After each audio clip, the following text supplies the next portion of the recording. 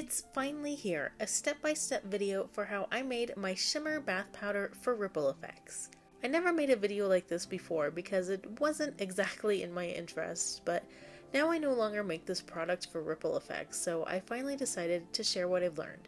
And my recipe isn't really a secret. I use a standard bath bomb recipe. And a real quick reminder, this recipe is for bath powder that I do not use for bath bombs. So again, I do not make bath bombs with this powder, and I'll have more on that at the end. So how I got started was that I was self-taught. It was a learning process. I made mistakes and learned what worked best along the way. If you're new to this, then know it takes trial and error. You'll make mistakes, and there isn't a magic video or tutorial out there that will make you mistake-free. I feel like some people want to be told all the answers as quick and simple as possible, but it's a process, and that's okay. You'll need to do research, you'll need to practice, and you might end up trying different methods. I'm going to go through the process step by step, so let's get started. This is my tried and true recipe.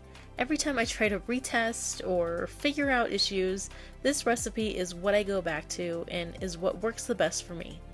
I also have some problem-solving tips that I'll provide at the end. The first step is to put on a mask.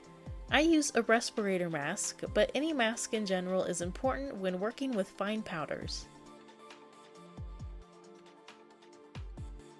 The first ingredient is baking soda, which is great for general skincare, but mostly it's used for a filler and helps with texture. You'll hear me mention texture a few times. When I say texture, I'm referring to the consistency of the powder, and I'll talk about that more when we get to mixing. Next is citric acid, which is good for bath bombs because it fizzes. It's not necessarily vital for powder form, but I still like to add it to help with the texture and performance.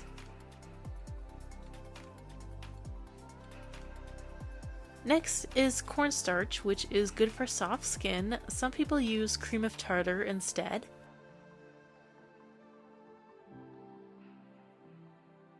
Next is SLSA, which is sodium lauryl sulfonyl acetate. And I love it because it adds bubbles and makes more foam. It's one of the most expensive products that I use, and it's an item that you do not have to use, but it will change how the powder performs when added to water. So you can mix them all together in a bowl. I used to mix larger amounts and fill a bucket. If you're just starting out, you might want to work with smaller amounts so you don't waste product. Just know that the baking soda is always twice as much as the other dry ingredients. These specific measurements provide around 10 ounces of powder, and for this video I'm going to use 6 ounces. So now we can add the mica, which for 6 ounces of powder I add around 2/3 tablespoon of mica. Now it's time to add the liquids, and this is where things get more complicated and you need to use more precise measurements. For the oil, I use avocado oil. It's my favorite and I think it's the best for soft skin.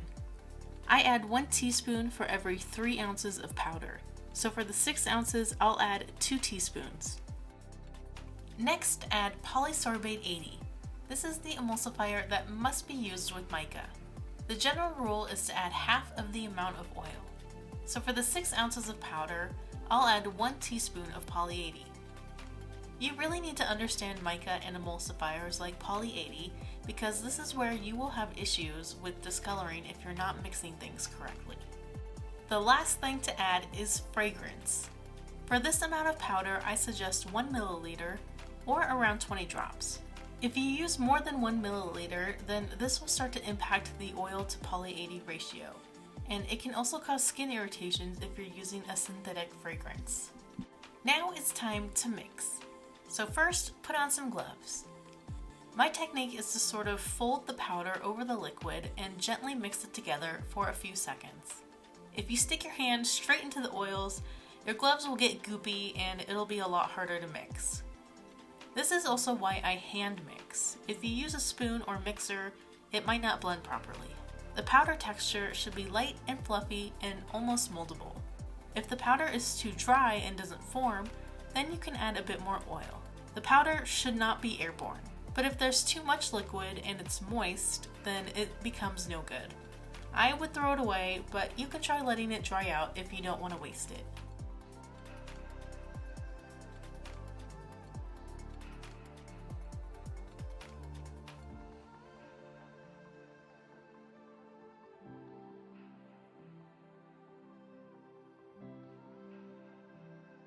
So now let's test it.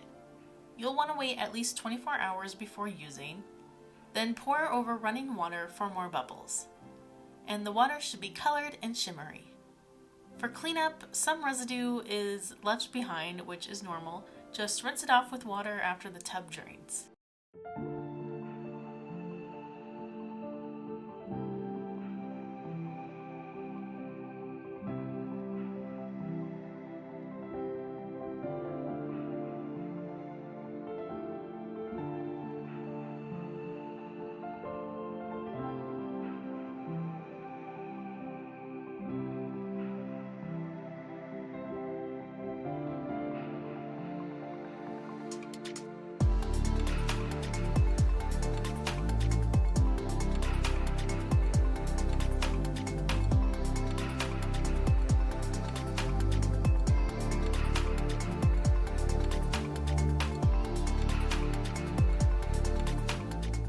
Here's a few problem-solving tips. The main issue people have is discoloring.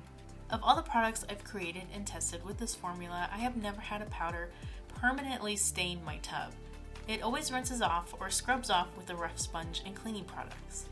If there's chips, cracks, or rough parts on your tub, these may become discolored. You can watch my other video on mica for more information.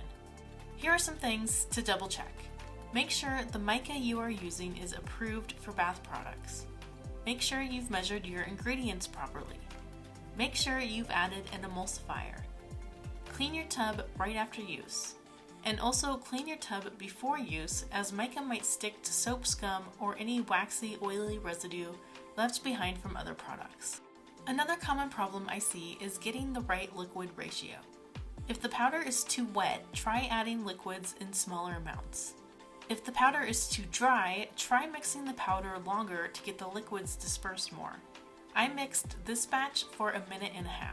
Also, the recipe may vary based on location. I live in Colorado and it is very dry here, so liquid measurements might need to be smaller for more humid regions. Remember, I do not use this for bath bombs. I keep it in powder form. But this formula is very similar to a bath bomb recipe and will probably work if you tweak the liquid measurements. The rule of thumb for bath bombs is it's ready to go into a mold when you clump the powder together, drop it, and it stays together. I never ended up making bath bombs because it was just too much work for me and I couldn't quite figure it out. The liquid to powder ratios have to be just right, and if it's too dry or if there's too much liquid, then the bath bomb will not stay together. So that's it. That's how I make my Shimmer bath powder.